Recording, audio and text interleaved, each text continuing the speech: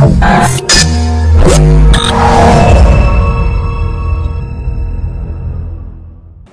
جلالة الملك حفظه الله: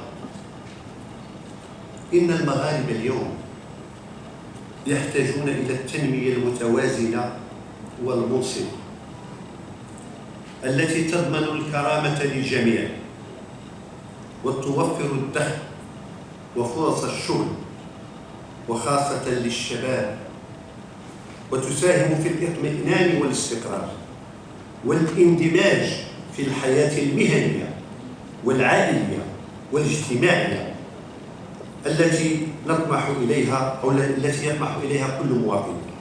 إذن اليوم تم المصادقة على مشروع برنامج التنمية الجهوي اللي تصدت له غلاف مالي ديال 48.28 مليار و800 مليون ديال الدرهم، اللي الجهة ساهمت فيها تقريبا ب7 مليار و961 مليون ديال الدرهم، اللي فيه 5 ديال المحاور أساسية، منها الإشعاع ديال الجهة واستقطاب الاستثمار، وكذلك خلق مجال تجاري داخل هذه الجهة.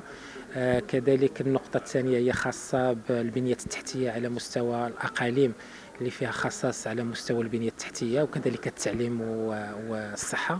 النقطة أخرى كانت خاصة بإدماج الشباب والنساء وكذلك الفئات الهشة، مجموعة من المشاريع الاقتصادية والاجتماعية.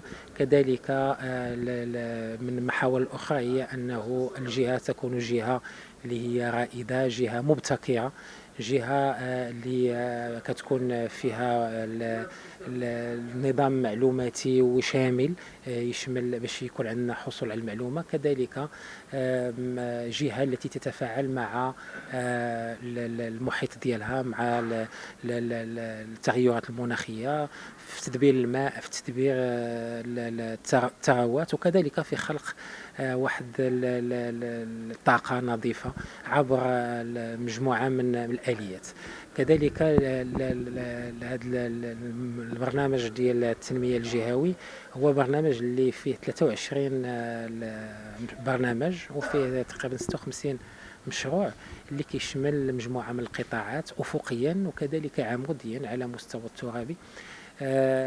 وكذلك هو مشروع اللي فيه مجموعة من المشاريع الكبرى المهيكلة، منها الخلق ديال المحطة ديال توليد الطاقة الفوتوفولتايك، مثل الطاقة الشمسية والطاقة الحرارية. كذلك من المشاريع الكبرى هي خلق هذاك المركب الدولي اللي غيكون في الرباط.